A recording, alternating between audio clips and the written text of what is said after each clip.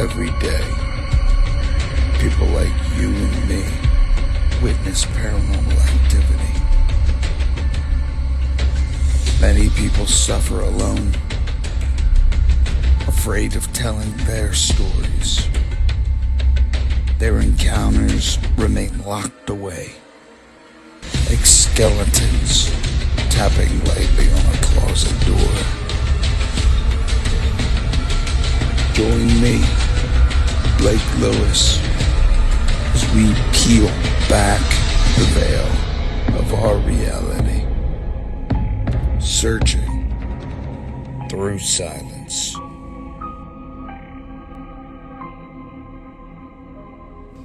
Good evening, children of the night, to a spine-chilling episode, The Horror Chronicles. Today, we delve into the dark and twisted world of the iconic horror franchise, Friday the 13th.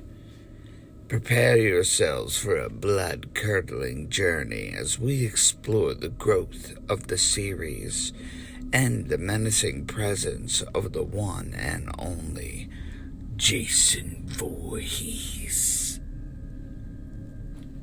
Let's start from the beginning. Back in 1980, when the original Friday the 13th movie was released, this low-budget slasher flick introduced us to the eerie Camp Crystal Lake, a place haunted by the tragic past of a young boy named Jason Vorhees. Although he didn't make his full-fledged appearance until later in the series, Jason's presence was felt from the very beginning.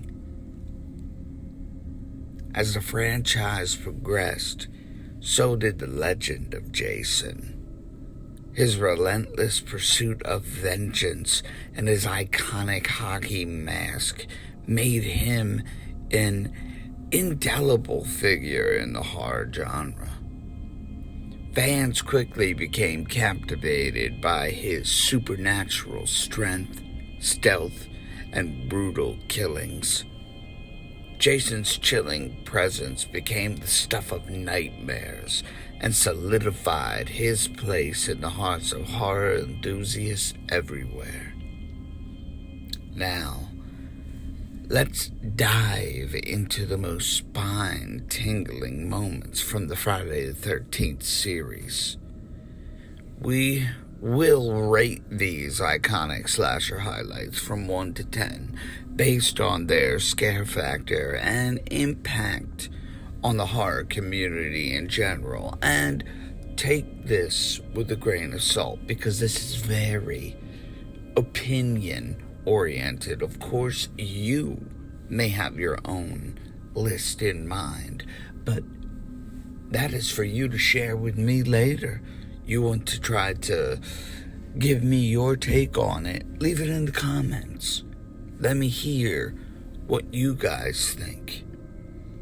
Number 1, the original Camp Crystal Lake Massacre, Friday the 13th, 1980. The rating on this movie for me, 9 out of 10. This is where it all began. The shocking reveal of Mrs. Voorhees as the killer and the final jump scare left audiences trembling in fear. Iconic. Number 2, Jason's Return. Friday the 13th, Part 2. This came out in 1981. My rating on this movie, I give this about an 8 out of 10. Because Jason finally makes his terrifying debut, donning a burlap sack over his head. The brutal kills and suspenseful chase scenes establish Jason as a formidable force. Number 3, the introduction of the hockey mask. Friday the 13th, Part 3. 1982 is when this flick came out. And my rating on this movie, I give a 10 out of a 10. This is the moment that forever changed Jason's appearance. The hockey mask became an iconic symbol of the entire franchise and horror of the franchise itself. Number 4, Friday the 13th, Part 4, a daring exploration of Jason's curse. This is my personal favorite movie out of the entire Friday the 13th franchise, but Part 4, the final chapter, came out in 1984, and of course, my rating for this movie, I'm gonna have to give this a 10 out of a 10. In the vast and ever-expanding world of the Friday the 13th franchise, one installment stands out as a daring exploration of the mythology behind the enigmatic killer of Jason Vorhees. Friday the 13th Part 4, the final chapter, took a unique approach, diving deep into the curse that plagued the hockey mask slasher. This 4th chapter in the series was met with mixed emotions from fans, as it deviated from the traditional formula of the relentless stalking Jason. However, it is precisely this departure that makes it such a fascinating entry in the franchise. While controversial amongst fans, it introduced the intriguing new elements to the narrative, elevating the story beyond mere slash and dice horror, because Jason then became zombie Jason and a supernatural icon. My 5th most favorite has to be Jason Goes to Hell, the final Friday.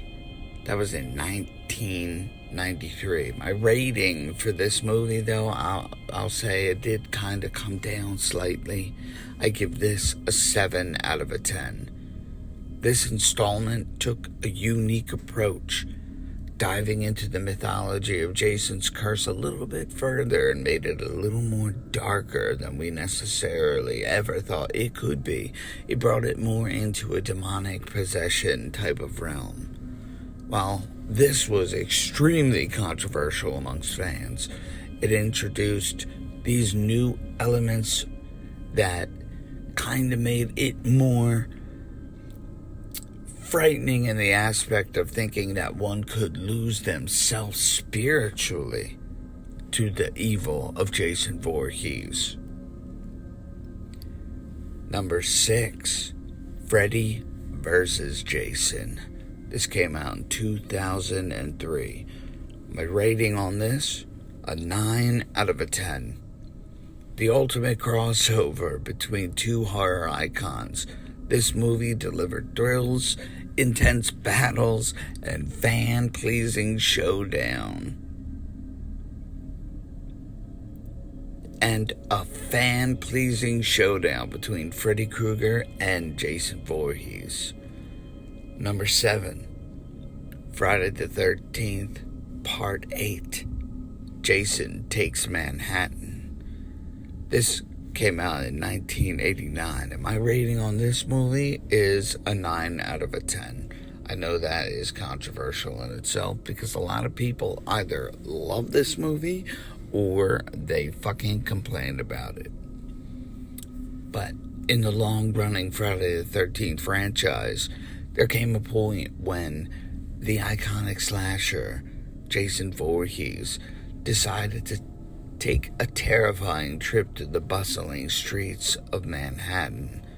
This was released in 1989. Jason Takes Manhattan offered fans a unique change of scenery, but it was a departure that left some wanting more. While the film suffered from its low-budget limitations and the lack of true Manhattan scenes, it did provide a standout moment in my own life that set it apart from the other death scenes in the franchise. This was the rooftop boxing match. Amidst the chaos and terror that ensues when Jason arrives in the urban jungle, this rooftop boxing match becomes the unexpected stage for a memorable encounter, to say the least. As Jason squares off in a brutal bout, the tension builds and the audience becomes engrossed in the adrenaline-fueled spectacle. Just as the match reaches its climax, and it seems our beloved slasher has potentially met his match, Jason's resilience outlasts our would-be hero's onslaught, and we witness Jason get his ultimate revenge, delivering one of his most iconic and brutal kills, with a swift and powerful uppercut that could rival the moves of Mortal Kombat characters. Jason decapitates the unfortunate boxer in a single bone-crushing blow. The impact of this moment is intensified by the suddenness and unexpectedness of the attack, leaving viewers in awe of Jason's strength and relentlessness. While Friday the 13th Part 8, Jason Takes Manhattan may not have reached the heights of its predecessors and suffered from its limited depiction of the famous city that everyone complains of so much, it did manage to deliver a standout scene to me that has remained engraved in my mind as a fan.